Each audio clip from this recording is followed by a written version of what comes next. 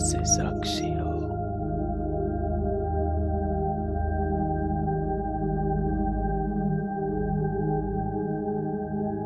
मैं आत्मा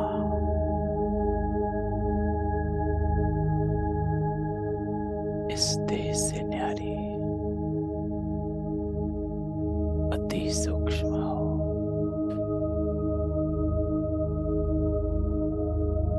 निराकार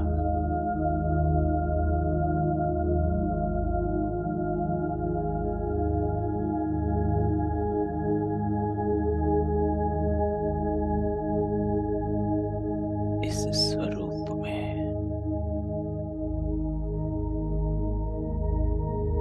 अपने आप को देख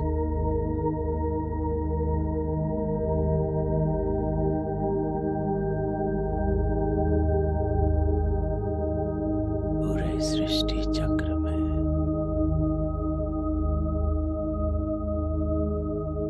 चारों युगों में मैं देवी आत्मा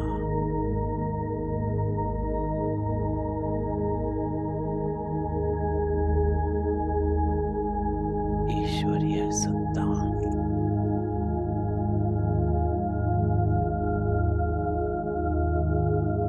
फिर से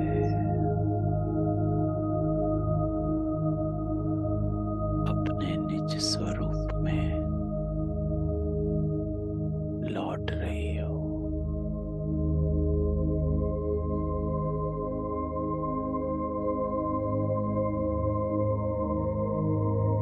ये मेरी रूहानी यात्रा है।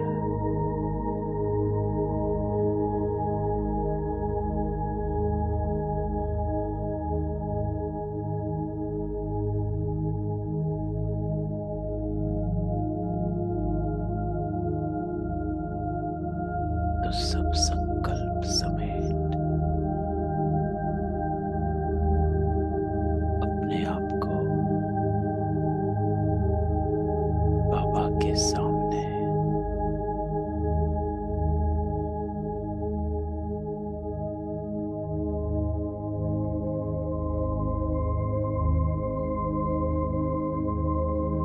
जैसे वो रूहानी वैसे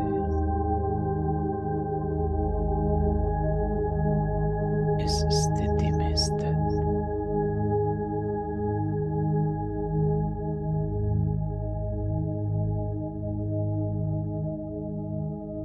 सवेरे सवेरे हमारा बाबा हम आत्मा की ज्योत जलाता है।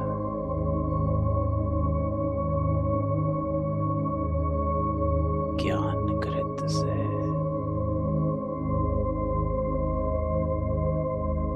हमारी पहचान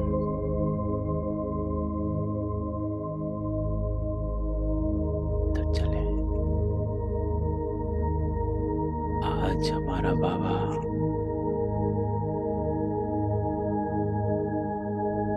हमको क्या कहता है?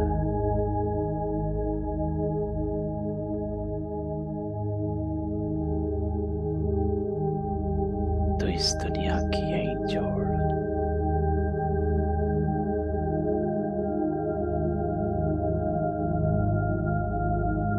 चले रूहानी।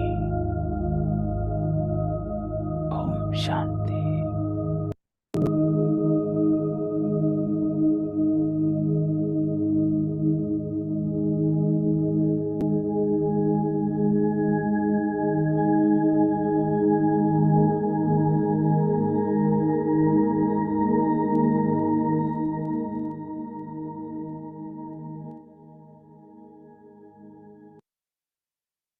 ओम शांति।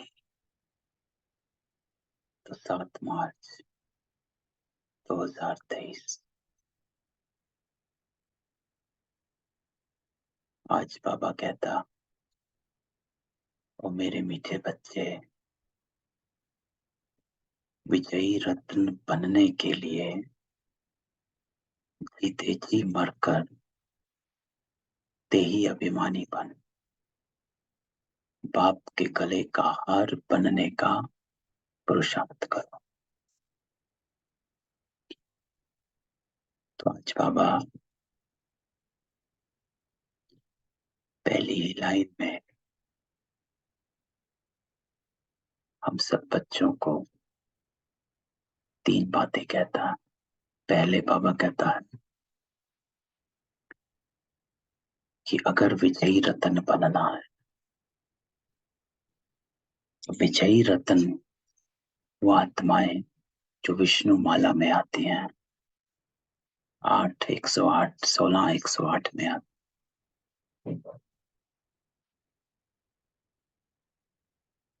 तो बाबा कहता है वो विजयी रत्न बनने के लिए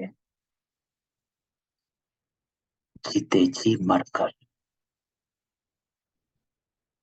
और जीते जी मरना क्या होता, बाबा अगली लाइन में कहता है, अर्थात देही अभिमानीपन। तो मर जीवा बाबा कहता है देही अभिमानी बनने को। तो इस 4 शब्दों में बाबा ने प्रश्न भी पूछा और उत्तर भी दिया कि जीते जी मर देही अभिमानी बन। और जब देही अभिमानी बनकर बाबा के गले का हार बनने का पुरुषार्थ करो, क्योंकि बिना देही अभिमानी बने आप पुरुषार्थ नहीं कर सकते।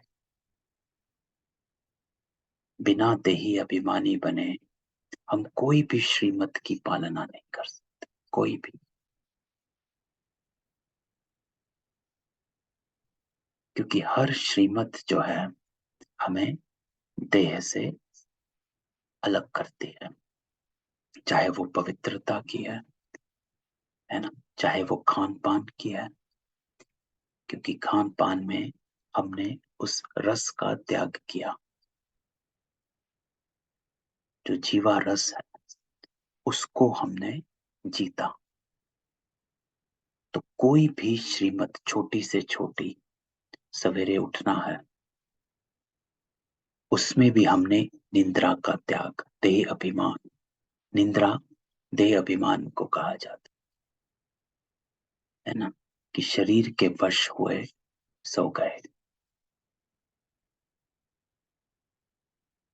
तो जब तक बाबा कहता देही अभिमानी नहीं बनते, तब तक पुरुषार्थ नहीं कर सकते।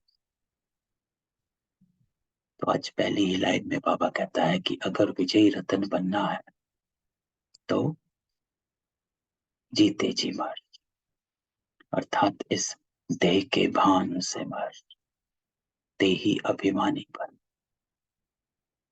और फिर बाबा के गले का हार बनने का पुरुषार्थ करो, क्योंकि देही अभिमानी बनने से ही कुछ नहीं, लेकिन उसके बाद वो बनकर ही पुरुषार्थ होगा, और पुरुषार्थ से प्रारब्ध। तो आज प्रश्न बाबा पूछता, स्वदर्शन चक्र का राज स्पष्ट होते हुए भी बच्चों में धारणा नंबरवार होती है क्यों? कल भी बाबा ने इसी पर क्वेश्चन पूछा था, है ना, क्यों नंबरवार हो जाते, नंबर 1 क्यों नहीं बनते? तो बाबा कहता है स्वदर्शन चक्र का राज स्पष्ट होते हुए भी बच्चों में धारणा नंबरवार होती है क्यों? बाबा उत्तर देता है क्योंकि ये ड्रामा बहुत कायदे अनुसार बना।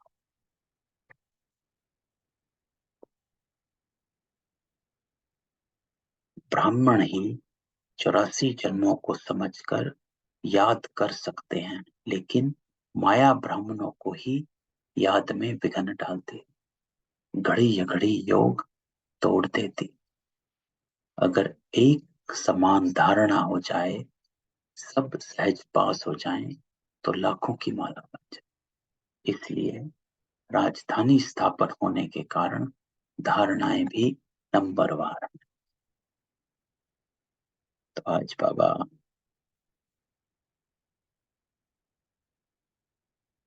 जो नंबरवार हैं, धारणाएं नंबरवार हैं, उसका कनेक्शन ड्रामा के साथ करता है। बाबा कहता है क्योंकि ये ड्रामा कायदे अनुसार राजधानी, तो राजधानी में बाबा हमेशा कहता है राजा भी चाहिए, दास दासी भी चाहिए, प्रजा भी चाहिए, साहूकार भी चाहिए, सब चाहिए। सब अगर नंबर वन हो जाए तो राजधानी नहीं कहेंगे। तो बाबा कहता है अगर सब एक समान धारणा, एक समान सहज पास हो जाएं तो लाखों की माला बन जाए, तो राजधानी कैसे होगी? सब राजा ही बन गए तो राजधानी, राज्य किस पे करेंगे? तो बाबा कहता है ये ड्रामा की नोंद भी है कि माया विघ्न डालती। तो आज गीत बाबा बजाता है, मरना तेरी गली में, जीना तेरी गली में, मिट जाएगी हमारी दुनिया तेरी गली। तो किसकी गली में? बाबा हमेशा कहता है कहाँ पर जीना है और कहाँ मरना। तो सुनते हैं बाबा के साथ बैठ ये बाबा का गीत।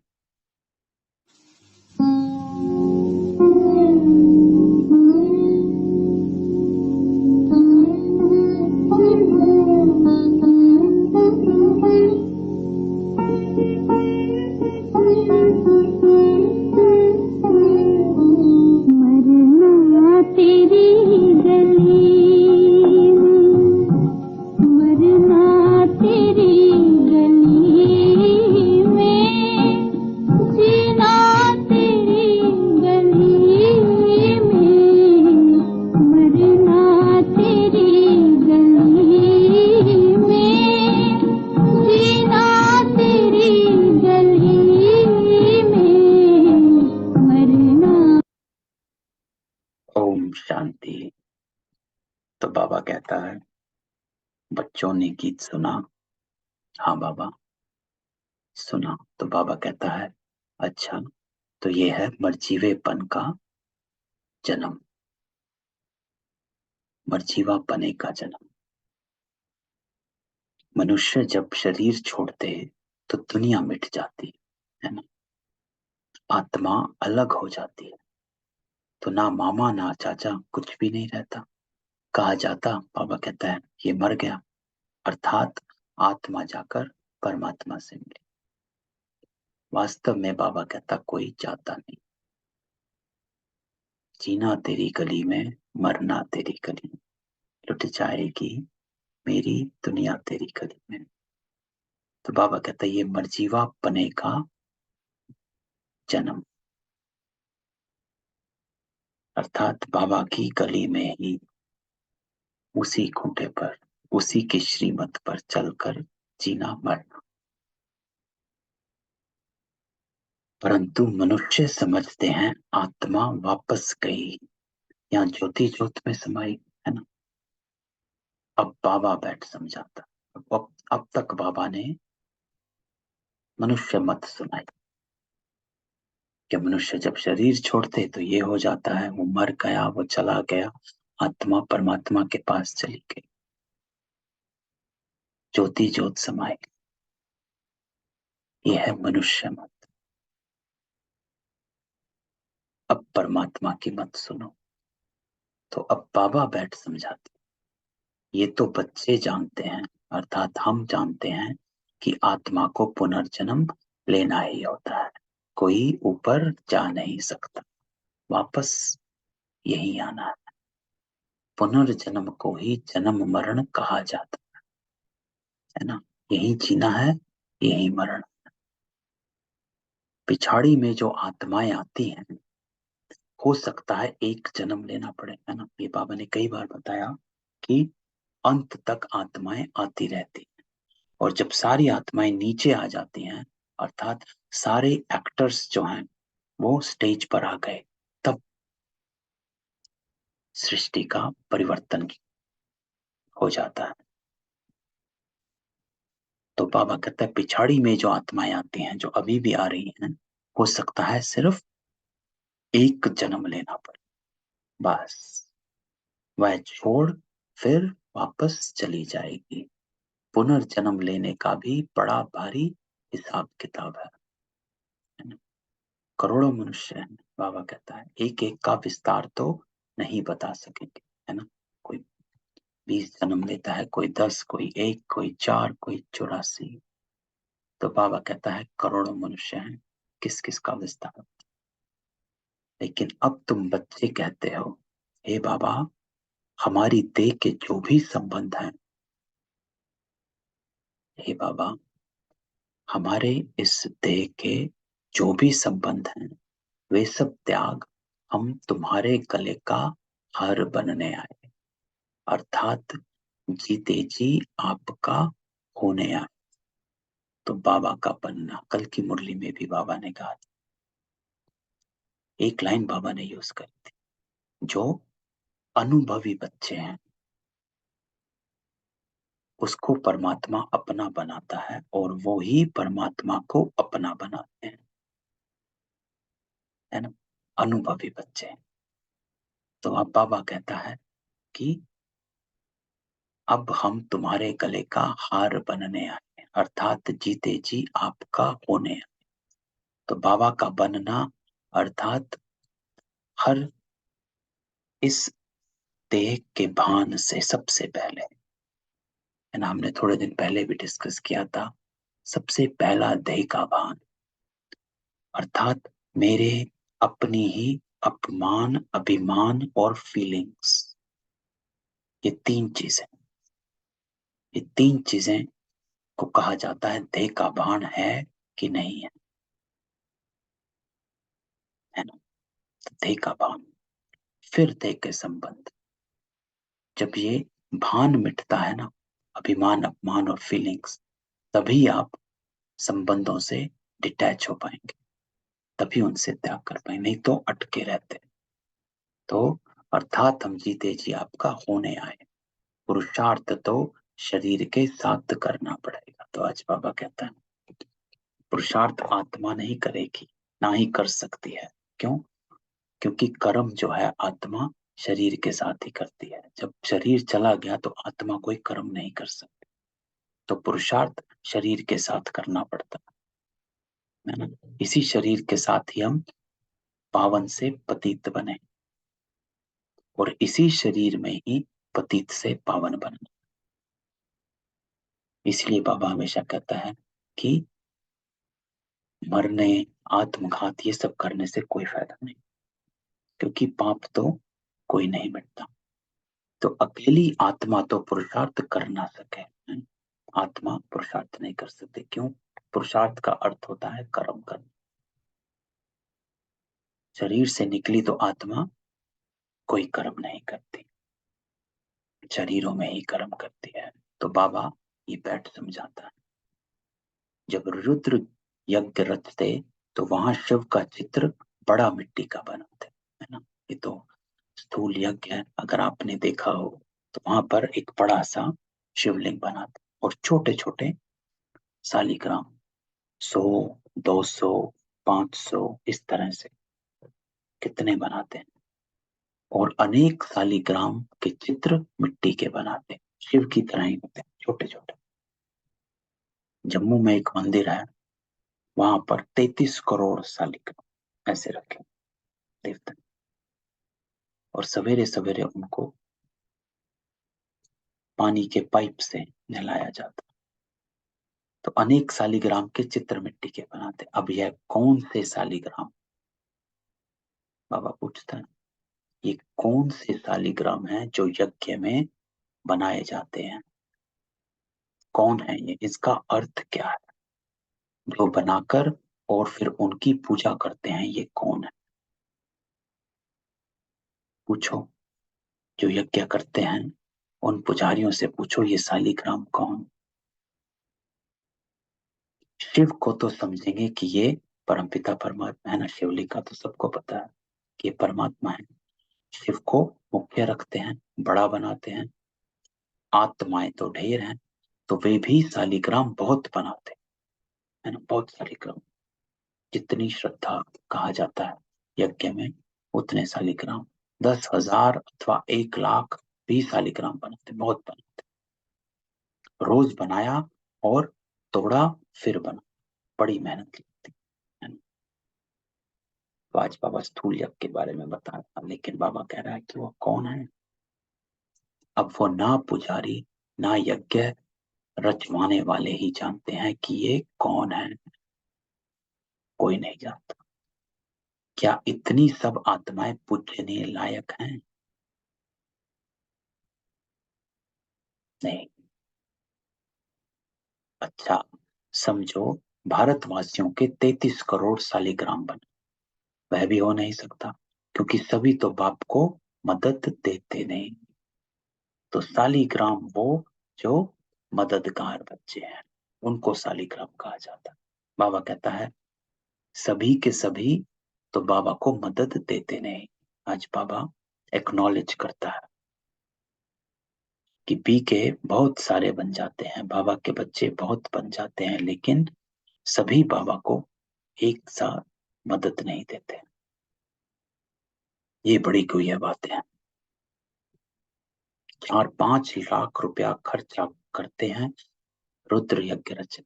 अच्छा, बाबा कहता है अब शिव तो परमपिता परमात्मा ठीक, लेकिन ये जो शालिग्राम है, ये सब कौन से बच्चे हैं जो पूछे जाते हैं? तो इस समय तुम बच्चे ही बाबा को जानते हो और मददगार बनते हो। तो अब बाबा बताता है कि वो जिन शालिग्रामों की यज्ञ में बाबा के साथ पूजा होती है, वो आप बाबा के मददगार बच्चे हैं, वो बच्चे जो मददगार हो। तो बाबा कहता है प्रजा भी तो मदद करती है ना। शिव बाबा को जो याद करते हैं वे स्वर्ग में तो आ जाएंगे। ये तो बाबा कहता ही है, कल भी बाबा ने कहा था, बेशक आखिरी जन्म में, लेकिन आ जाते हैं। बेशक त्रेता के अंत में आए, भल ज्ञान किसको ना भी दें तो भी स्वर्ग में आ जाएंगे। वो तो कितने ढेर होंगे ना, ऐसे बच्चे तो बाबा कहता कितने ढेर होंगे कि कुछ किया नहीं, कोई मदद नहीं करी, ना किसी को ज्ञान सुनाया, ना किसी को धारणा करवाई, ऐसे ढेर हैं। परंतु मुख्य 108 है। मम्मा भी देखो, बाबा कहता कितनी जबरदस्त रत्न, कितनी पूजी जाती। अब तुम बच्चों को देही अभिमानी जरूर बनो। एकदम बाबा चेंज करता है टॉपिक। बाबा कहता मुख्य 108 है, मम्मा देखो कितनी पूजी जाती है। तुरंत बाबा चेंज करता है, लेकिन अब तुम बच्चों को देही अभिमानी जरूर बनना। जन्म जन्मांतर तुम देह अभिमानी रहे हो। कोई भी मनुष्य, बाबा कहता है, ऐसा नहीं कहेगा कि मैं आत्मा परमपिता परमात्मा की संतान हूं, है ना। तो बाबा कहता है संतान है तो उनकी पूरी बायोग्राफी मालूम होनी चाहिए। किसकी संतान है, वो कैसा है, मैं कैसा हूं, क्या करने कर्तव्य क्या, उसके हम मददगार कैसे बनते हैं, कैसे हम सहायक सहयोगी बनते हैं, है ना। बाप की कहाँ मदद करी, कौन सा वर्षा है, क्या करता है। तो परलौकिक बाबा की बायोग्राफी बड़ी जबरदस्त। तो बच्चे कहते हैं अब जीते जी मरकर बाबा हम आपके गले का हार जरूर बनेंगे। जीते जी मरकर, कि जब तक आप डिटैच नहीं होते तब तक पुरुषार्थ नहीं कर सकते। मर जीवा जिसको बाबा कहता है, पुराने संस्कारों से मरना, जिसको मरजीवा कहा जाता, पुरानी आदतों से मरना, देह के भान से मरना, यह है मरजीवा जन्म, है ना। क्योंकि बाबा कहते हैं कोई छोड़ थोड़ा ना देना है। कल भी बाबा ने कहा था ग्रस्त व्यवहार में रहना है, लेकिन हथ काढ़े दिल यार दे। बाबा को याद कर, कर्म करो। कर्म से कल भी बाबा कहता है कर्म सन्यासी तो नहीं, तो कर्म तो करना है, सब कुछ करना है, क्योंकि ये हिसाब किताब है। तो ये हिसाब किताब तो चित्तू आपको इस शरीर में ही करना है ना। तो उस हिसाब किताब चित्तू करने के लिए कर्म तो करना ही, लेकिन जीते जी। आत्माएं, आत्माओं की भी बड़ी बड़ी माला है, वैसे ही फिर मनुष्य सृष्टि की बड़े से बड़ी माला। प्रजापिता ब्रह्मा है मुख्य, इनको आदम, आदिदेव, महावीर भी कहते हैं। अब ये बड़ी हुई है बात है ना। आत्माओं की भी बड़ी से बड़ी माला, सबसे बड़ी माला रुद्र माला, जिस आत्माओं की माला कहा जाता है।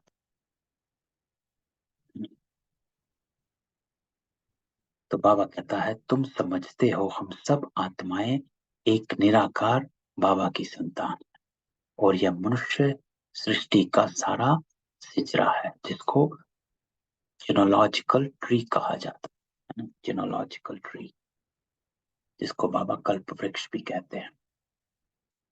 और ये ट्री मनुष्य सृष्टि का ट्री है। कि कैसे?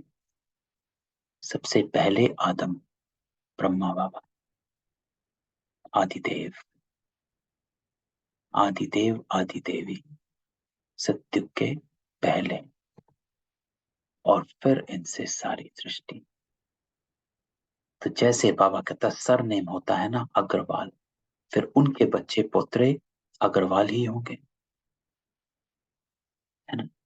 सिजरा बनाते हैं, एक से फिर बढ़ते बढ़ते बड़ा झाड़ हो जाता है।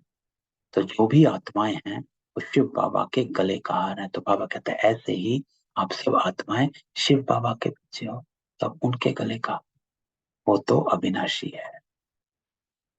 प्रजापिता ब्रह्मा भी तो है। तो नई दुनिया कैसे रची जाती? क्या प्रलय हो जाती? नहीं। तो बाबा कहते प्रलय नहीं होती है, सब कुछ खत्म नहीं हो जाता। अगर सब कुछ खत्म हो जाएगा तो मनुष्य कहां से आएगा? नहीं, प्रलय नहीं होती है, परिवर्तन होता है। दुनिया तो कायम है, सिर्फ जब पुरानी होती है तो बाबा आकर उनको नया बन। तो अभी तुम समझते हो हम नए थे, अर्थात हमारी आत्मा पवित्र नहीं थी, प्यारे प्योर सोना थी। और उनसे फिर हम आत्माओं को जेवर भी सोना मिला, है ना, शरीर भी मिला। उसको काया कल्पतरु कहते हैं। तो बाबा कहता है कि पुरानी को नया बनाते हैं, अर्थात पतितों को पावन बना देता है। और जब आत्मा पावन बन जाती है तो शरीर भी पवित्र मिलता है, जिसको काया कल्पतरु कहते हैं, है ना। 3-4 हफ्ते पहले बाबा की मुरली थी कि बाबा आपकी काया कल्पतरु करता, अर्थात पवित्र शरीर देता है। तो यहाँ तो मनुष्य की एवरेज आयु 40-50 वर्ष रहती है, कोई कोई की करके 100 वर्ष होती। वहां बाबा कहता है तुम्हारी आयु 125 वर्ष से कम होती नहीं, तुम्हारी आयु कल्प वृक्ष समान बनाते हैं, कभी अकाले मृत्यु नहीं। तुम आत्माएं शिव बाबा के बच्चे हो, ब्रह्मा द्वारा जरूर ब्राह्मण पैदा होंगे, उनसे फिर प्रजा रची जाती है ना। तो बाबा कहता है ये प्रारब्ध है, और अब आप शिव बाबा के बच्चे हो और ब्राह्मण बने हो, है ना। ब्राह्मण पैदा होंगे और उन ब्राह्मणों से प्रजा रची जाती है ना, जो सहयोगी बनते हैं। तो पहले पहले तुम ब्राह्मण बनते हो, ब्रह्मा मुखवंशावली। शिव बाबा तो एक है, फिर माता कहाँ? तो बाबा ये क्वेश्चन पूछता है कि शिव बाबा तो एक है, फिर माता कहाँ? ये बड़ा कोई राज है। माता ब्रह्मा, बड़ी माँ जिसे कहा जाता, मैं इन द्वारा, ब्रह्मा द्वारा आकर तुम बच्चों को अडॉप्ट कराता करता हूं। तो माता ब्रह्मा, तो बाबा पूछता है माता कहाँ है? ब्रह्मा बाबा। और जब मैं तुमको अडॉप्ट करता हूँ, बाबा कहता है तो तुम पुरानी दुनिया से जीते जी मरते हो, क्योंकि बाबा ने अपना बनाया। स्थूल में भी जब किसी को अडॉप्ट कर लेते हैं तो जहां से होता है वहां से वो जिसने अडॉप्ट किया उसके घर में चले जाते हैं, वैसे ही चलने लगते हैं, सब कुछ उसी रंग में ढंग। ऐसे ही बाबा कहता है मैंने तुम्हें अडॉप्ट किया तो तुम पुरानी दुनिया से जीते जी मरते हो, अर्थात मैंने तुम्हें अपना बनाया, तुम भी मुझे अपना बनाते हो। वो जो अडॉप्ट करते हैं वो धन देने के लिए करते हैं, है ना। जो बाबा कहते हैं स्थूल में अडॉप्ट करते हैं वो धन देने के लिए करते हैं, कि जो बाबा कई बार बताता है कि अमीरों को कोई बच्चा नहीं तो अडॉप्ट कर लेते हैं कि वारिस चाहिए, लेकिन बाबा अडॉप्ट करते हैं स्वर्ग का वर्षा दे, वो धन देने के लिए। तो बाबा भी कहता है कि भाई मुझे बच्चे चाहिए जिसको मैं स्वर्ग बनाऊंगा तो किसी को तो दूंगा, ऐसे ही तो स्वर्ग बना के क्या फायदा। तो बाबा अडॉप्ट करता है स्वर्ग का वर्षा देने के लिए, कि भाई मुझको भी वारिस चाहिए, इसलिए बाबा लायक बनाते हैं कि बच्चों मैं, मेरी जो वर्षा है उसकी संभाल करना, उसकी संभाल करने के लिए आपको लायक बनना पड़ेगा। इसीलिए बाबा कहता है मैंने तुम्हें अडॉप्ट किया तो तुम पुरानी दुनिया से जीते जी मरे, अर्थात तुम्हें ये आदत आई, ये संकल्प आया कि मुझे बाबा के वर्षे का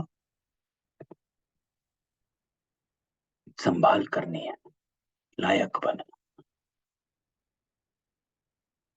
तो बाबा कहता है साथ में ले जाएंगे, इसलिए इस पुरानी दुनिया से जीते जी मरना है, क्योंकि इस दुनिया से बाबा ले जाता है। तो गृहस्थ व्यवहार में रहते पवित्र बन बाबा का बनना।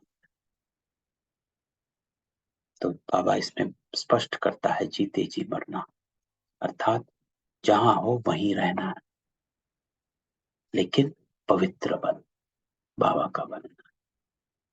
डिटैच रहो, जो बाबा कहते हैं कमल पुष्प समान, डिटैच रहो और पवित्र रहो, है ना। कि कोई भी लगाव झुकाव प्रभाव आकर्षण विकर्षण हमें अपनी ओर खींचे नहीं। तो बाबा कहता है हम वहां के रहने वाले हैं।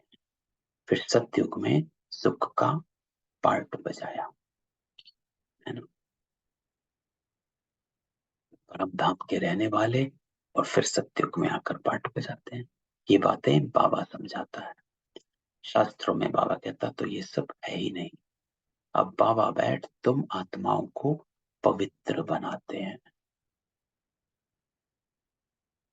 तो बाबा क्या करता है ना, हम क्यों बैठे हैं यहाँ। तो बाबा कहता है जब मुरली सुनते हो पढ़ते हो तो अपने से क्वेश्चन पूछना चाहिए कि मैं क्यों मुरली पढ़ रहा हूँ, क्यों सुन रहा हूँ। क्योंकि मुझे पवित्र बनना। अब बाबा बैठ तुम आत्माओं को पवित्र बनाते। कैसे? बैठ मुरली सुना, कि बाबा मुरली में ऐसा ज्ञान हम, ऐसी रोशनी हमको दे देते हैं जो लाइट माइट बन जाती। जो संडे को बाबा ने कहा था 3 बिंदु ज्ञान के, और ज्ञान को सिर्फ लाइट तक ना रहने दो, उसको माइट बनाना। लाइट तक रखना अर्थात सिर्फ इंफॉर्मेशन है, समझ है कि हाँ ठीक है ऐसे होता है ऐसे होता है, लेकिन बाबा कहता है उसको माइट बनाओ, उसमें नंबरवार हो जाते हैं। संडे को बाबा ने कहा था, है ना? क्यों नंबरवार हो जाते हैं? क्योंकि स्वरूप बनने में, स्मृति में सबको रहता है। बाबा कहता है स्मृति में सबको रहता है, लेकिन स्वरूप बनने में नंबरवार, अर्थात इम्प्लीमेंट करने में। तो अब बाबा हमको पावन बनाता है, पवित्र बनाते हैं, आत्मा की मैल निकालते हैं, विकारी पने की मैल, हमारे पुराने संस्कारों की मैल, हमारी सोच की मैल, समझ की मैल, जो भी बिलीफ सिस्टम था उसकी मैल, है ना? तो 5 तरीके से आत्माओं में ये मैल जमा होती है। जहां पैदा हुए उस माता पिता से हमने अक्वायर किए संस्कार, जिस स्कूल में गए वहां पे अक्वायर किए संस्कार, है ना? जिस मित्र दोस्तों के साथ बैठे उठे वहां से एक्वायर किए संस्कार, फिर जिस देश में रहे वहां से एक्वायर, फिर जिस रिलीजन में रहे उसके। तो बाबा कहता है ये हर तरह से आत्मा मैली हो गई, ये संस्कार अक्वायर करते गए, बिलीफ सिस्टम बन गया। तो बाबा उस बिलीफ सिस्टम को तोड़ता, आत्मा की मैल निकालते हैं कि पवित्र बन, सबको आत्मिक दृष्टि से देख। जिसको बाबा कहता है आत्मा की मैल निकालते कैसे? तुमको ज्ञान का तीसरा नेत्र देख, अर्थात आत्मिक दृष्टि से देखो। इस दो स्थूल नैनों से तो स्थूल ही दिखेगा, लेकिन बाबा कहता है आप ब्राह्मण सूक्ष्मता में जानो। तो हर सिचुएशन को, हर आत्मा को सूक्ष्मता में देखो, अर्थात बुद्धि के तीसरे नेत्र से देखो, है ना? जो बाबा ने बाबा मिलन की मुरली में कहा था, आत्मिक दृष्टि अर्थात उस आत्मा के निज गुणों में, के स्वरूप में उसको देखना, उसको कहा जाता है कि मैं आत्मिक दृष्टि से देखता हूं। अपने को भी निज गुणों में के स्वरूप में देखना। तो बाबा कहता है मैं आत्मा की, एक एक लाइन, बाबा बैठ तुम आत्मा को पवित्र बनाते हैं। कैसे बनाते हैं? अगली लाइन, आत्मा की मैल निकालकर। मैल कैसे निकालता है? नेक्स्ट लाइन, तुमको ज्ञान का तीसरा नेत्र देकर। ऐसे तो आपकी मैल निकलती है जब आप आत्मिकता में आ जाते हो। इसलिए आज बाबा सबसे ऊपर कहता है ते ही अभिमानी बन। उन्होंने फिर तीसरी की कथा बैठ बनाई। वास्तव में बात यहाँ की है। तो बाबा कहता है तुमको ब्रह्मांड से लेकर सारी सृष्टि के आदि मध्यांत का सारा समाचार मिल जाता है। बाबा एक ही बार आकर समझाते। सन्यासी तो पुनर्जन्म लेते रहते हैं, ये तो आया और बच्चों को पढ़ाया, बस ये तो नई बात हो जाती है। शास्त्रों में बाबा कहता है ये बातें है नहीं, कि बाबा आता कैसे है। ये बहुत, बाबा कहता है बड़े से बड़ा कॉलेज है, फायदा है। एक हफ्ता तो अच्छी रीति समझना पड़ेगा ना, 7 दिन का कोर्स बाबा कहता है तो अच्छी रीति करना, उस भट्ठी में बैठना पड़ेगा। भट्ठी, बाबा के टाइम की भट्टी और आज के टाइम की भट्टी में जमीन आसमान का अंतर है, जमीन आसमान का। आज की जो भट्टी चलती है, बस म्यूजिक, गाने, सबके हाथ में मोबाइल फोन, है ना? वहीं पर ऐप चल रही है, वहीं पर भट्टी चल रही है। कोई आया गया, भट्टी से आते हैं तो पूछें तो क्या सीखा, तो कहे खाना बहुत अच्छा था, ये बहुत अच्छा था, वो बहुत अच्छा था। बाबा जब भट्टी चलाता था तो एक दूसरे से बात भी नहीं करनी। बाहर तो छोड़ो, एक दूसरे से भी बात नहीं करनी। बाबा कहता था भट्ठी में आए हो, भट्ठी करी और सीधा एकांत में जाकर बैठो, अपना चर्निंग करो, सागर मंथन करो, बैठो एकांत में बैठो। एक दूसरे से बात भी अलाउड नहीं। और आत्माएं खुद भी नहीं करती थी, इतनी वो एकाग्र हो जाते थे। अब तो भट्टी में हलचल ही बहुत है।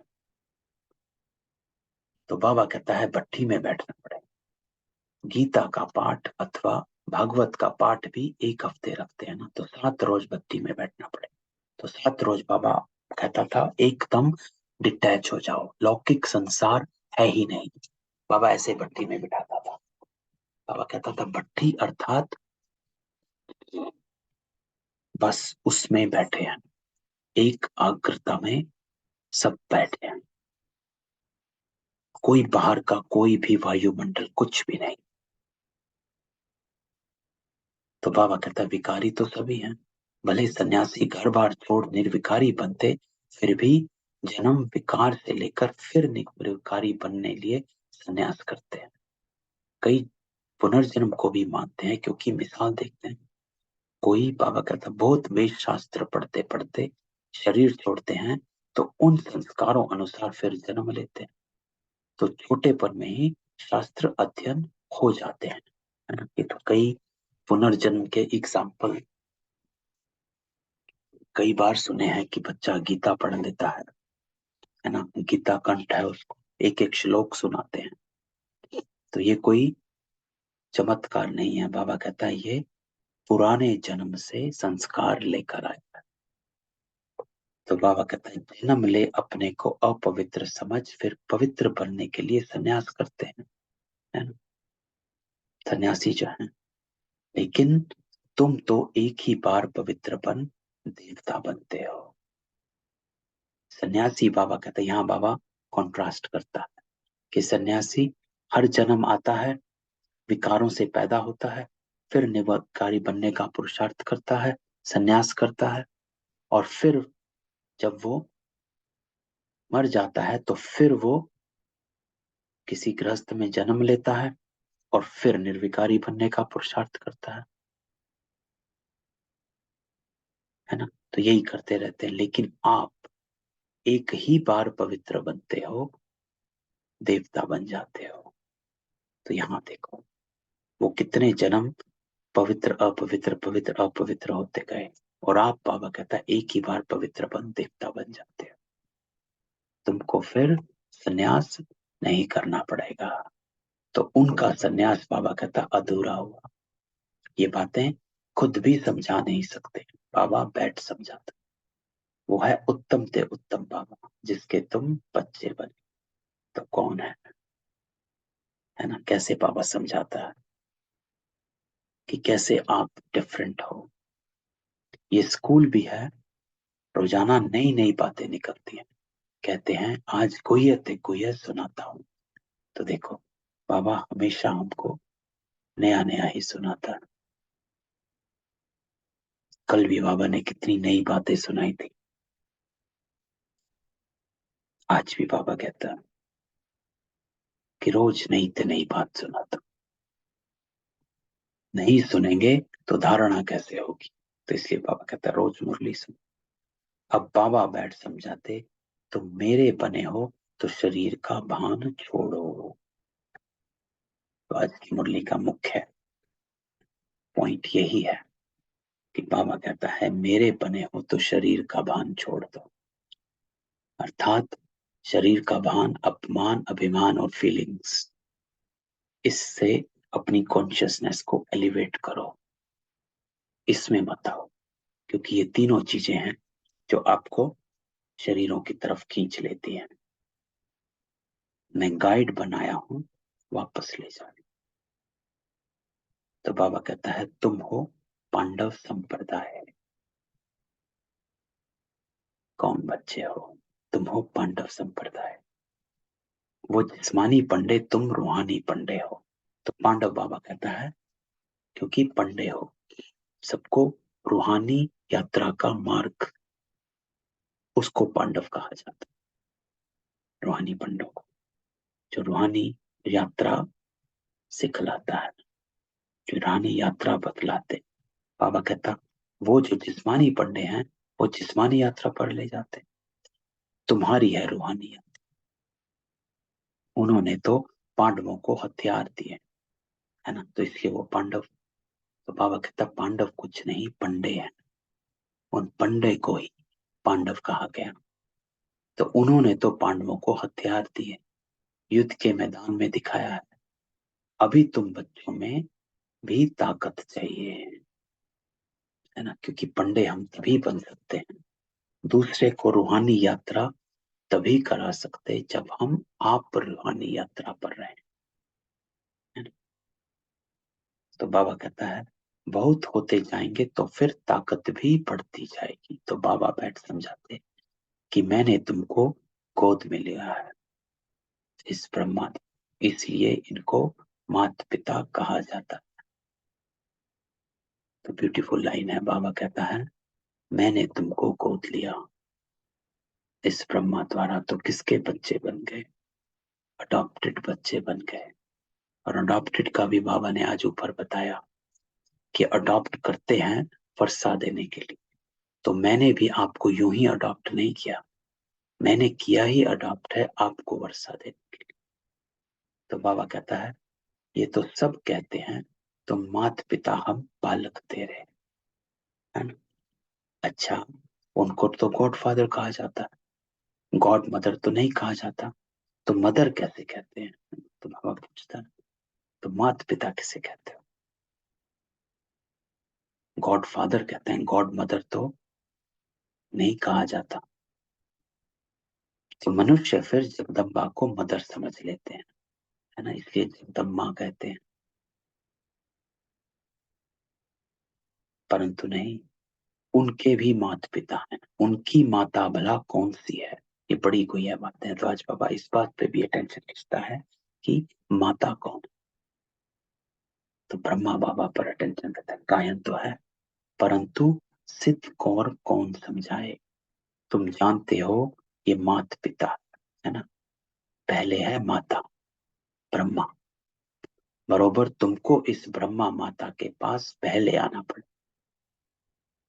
इनमें प्रवेश कर तुमको अडॉप्ट करता हूं, इसलिए ये माता पिता ठहरे।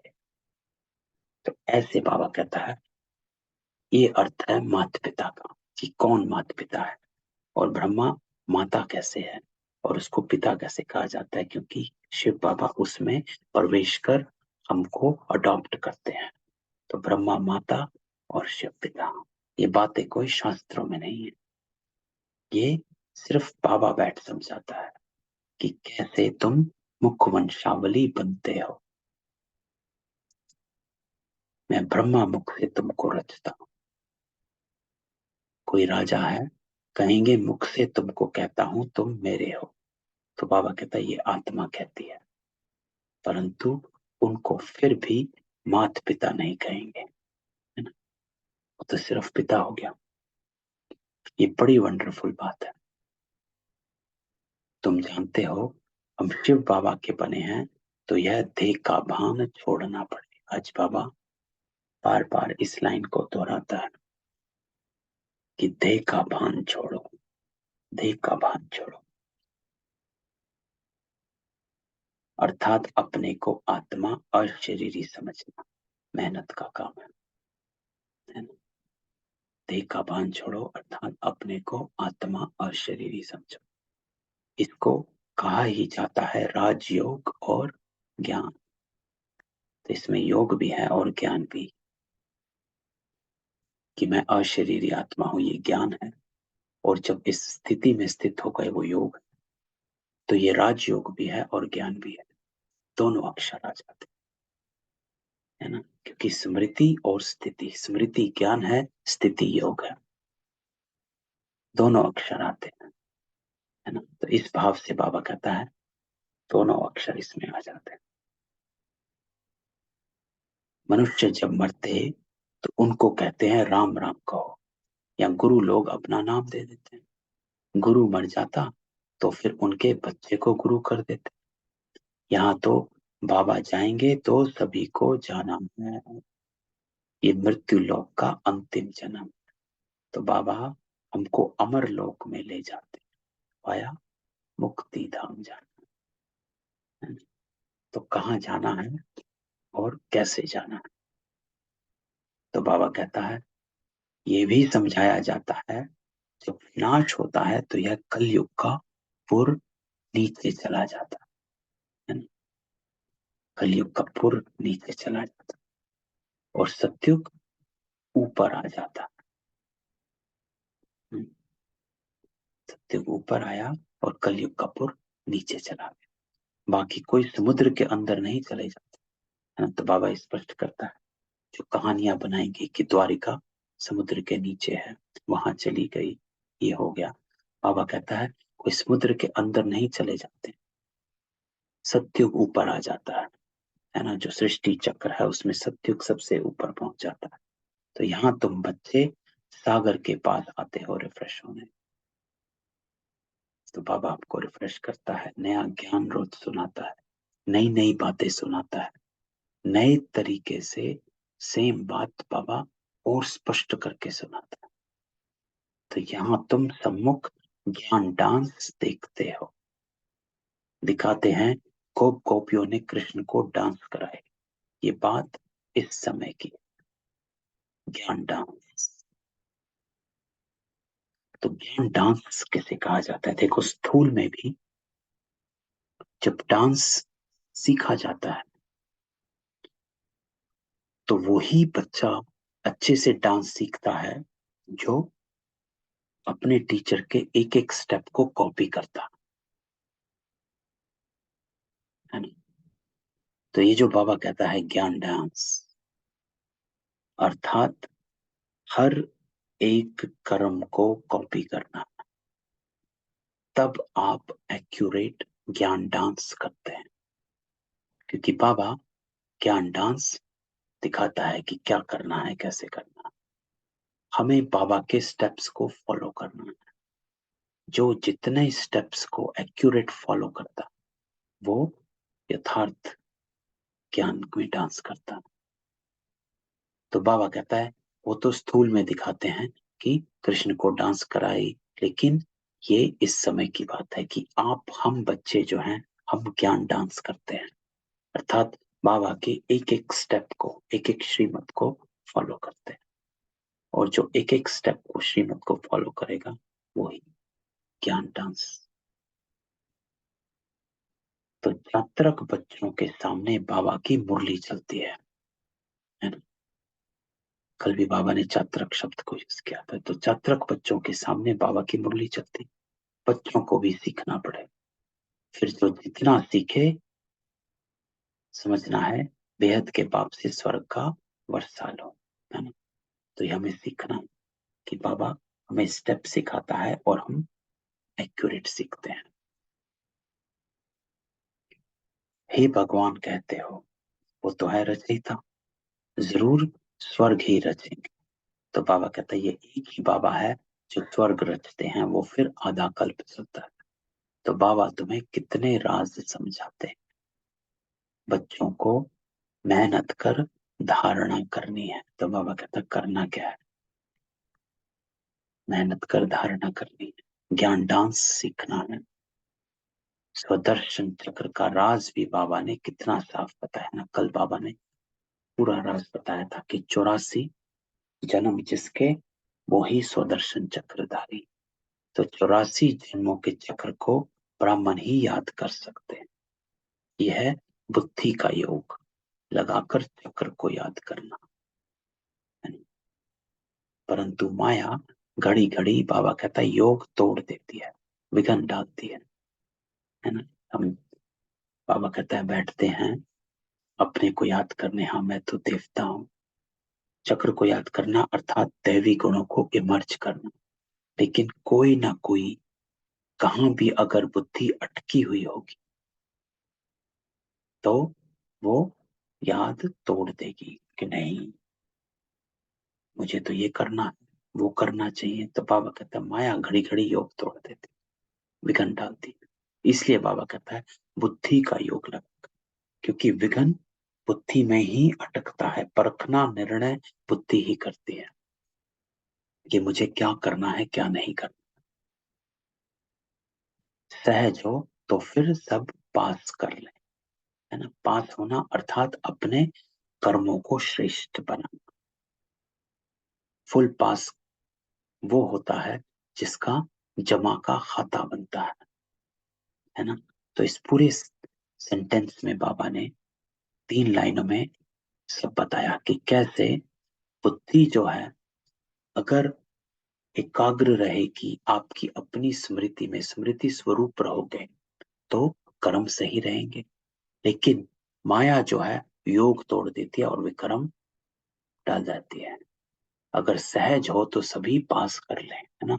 लेकिन बीच बीच में पास और फेल ये खेल चलता रहता है। तो बाबा कहता है सहज हो तो सब पास कर लें, इसलिए सहज नहीं लाखों की माला बन जाए। ये तो ड्रामा ही कायदे अनुसार है। तो अब बाबा ड्रामा पर आता कि ये बना ही ऐसे हुआ कि कैसे माया विघ्न डाले। मुख्य है 8, है ना, अष्टरत्न कहे गए, उनमें फर्क नहीं पड़ सकता। त्रेता के अंत में बाबा कहता है जितने प्रिंस प्रिंसेस हैं सभी मिलकर जरूर यहाँ ही पढ़ते होंगे, प्रजा भी पढ़ती होगी, यहाँ ही किंगडम स्थापन होती है ना। तो बाबा ये कहता है कि इसी मुरली से आप नारायण भी बनते हो और इसी मुरली से दासी भी बन जाते हो। क्यों? क्योंकि यहाँ ही किंगडम स्थापन होती है, बाबा ही किंगडम स्थापन करते हैं और कोई प्रिसेप्टर किंगडम नहीं स्थापन करते, बाबा ही करता है। ये बड़ी वंडरफुल राज है। सतयुग में बाबा कहता है लक्ष्मी नारायण का राज्य आया कहां से? कलयुग में तो राजा ही है ही नहीं, तो अचानक कैसे राजा राज्य शुरू हो गए, महल शुरू हो गए, सोने के महल बनने लगे। बाबा कहते हैं अभी तो कोई राजा ही नहीं, धर्म अनेक हैं और भारतवासी कंगाल हैं। तो तीनों ही बातें जो अभी चल रही हैं बिल्कुल विपरीत हैं। ना भारत में सोना है, धर्म अनेक हैं और राजा ही है नहीं। तो बाबा कहता कलयुग की रात पूरी हो, दिन शुरू हुआ और बादशाही चली। तो ये खेल है जो बाबा रचाता है ना। परसों बाबा ने गीत सुनाया था, किसने खेल रचाया, आप ही करके आप छुपाया। तो ये क्या हुआ? तो बाबा कहता है ये क्या हुआ, कैसे आया? अल्लाह अव्वल दीन का खेल दिखाते हैं, है ना। तो अल्लाह अव्वल दीन की कहानी जो है, जो कारून का खजाना एकदम निकाल देते हैं, कहानी सुनी हो तो कारून के खजाने निकल आते हैं। ऐसे ही बाबा कहता है तुम सेकंड में दिव्य दृष्टि से वैकुंठ देख आते हो। अच्छा, तो मात पिता बाप दादा बच्चे सारी फैमिली इकट्ठी बैठी है, चढ़ता है ना। बाबा कैसे अपना बनाता है, जो ऊपर बाबा ने कहा कि मेरे बने हो तो देखा बाल छोड़ो।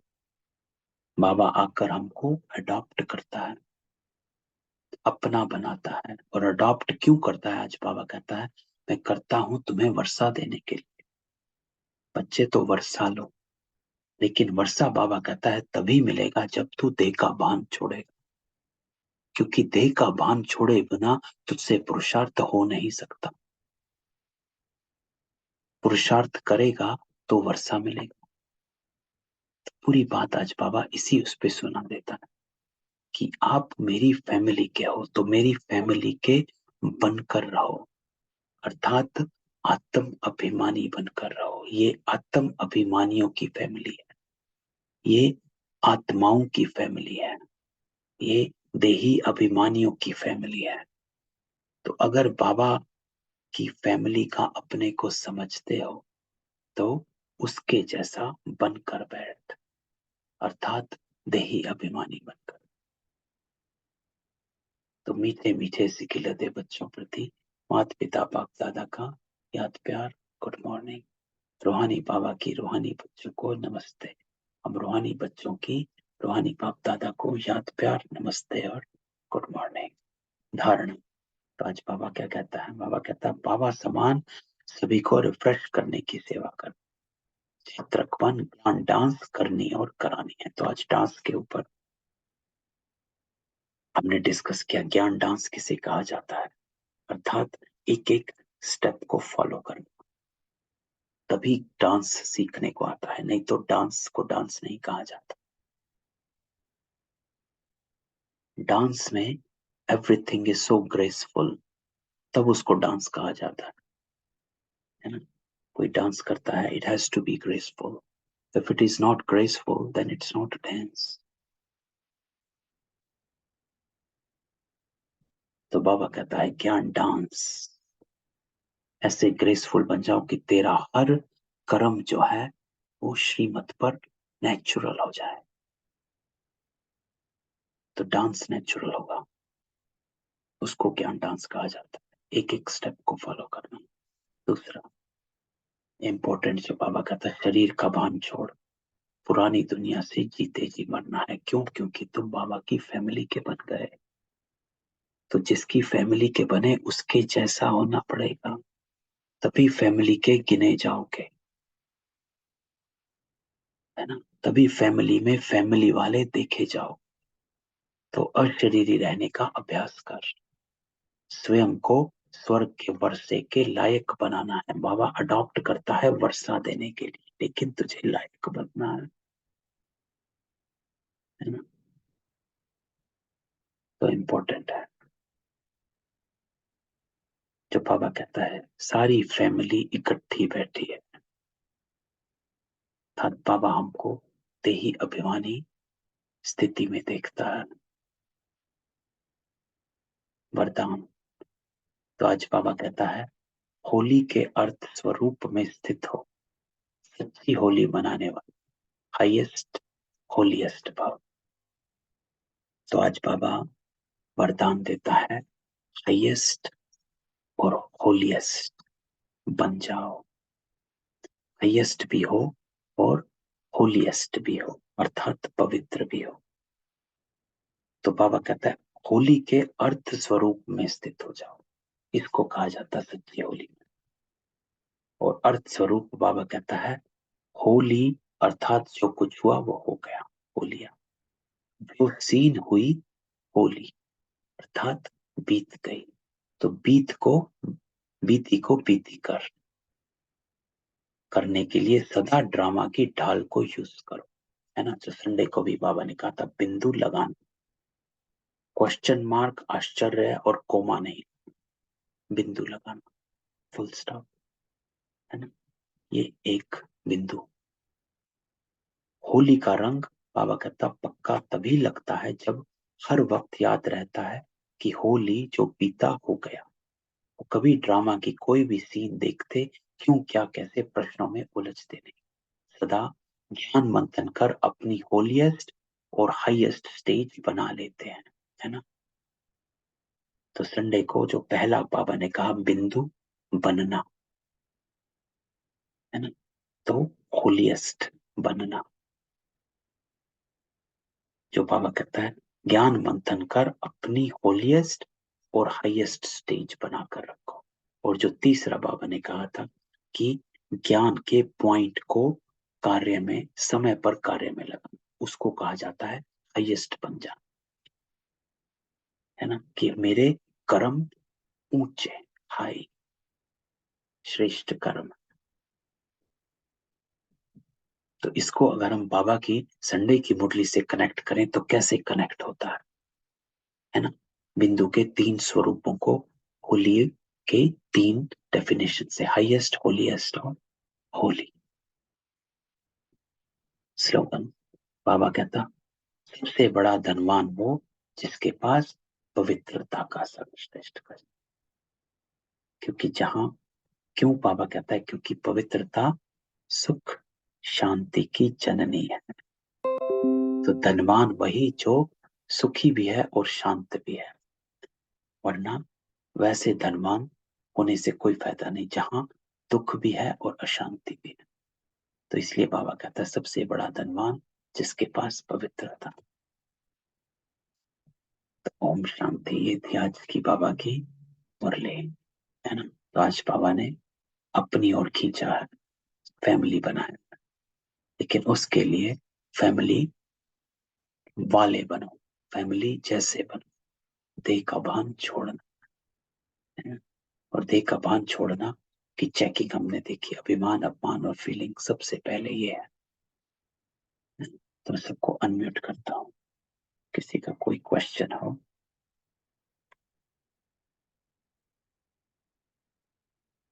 नहीं, ठीक, कल मिलते हैं। ओम शांति। ओम शांति भाई भाई जी। जी, good morning. Om Shanti, good morning. Om Shanti.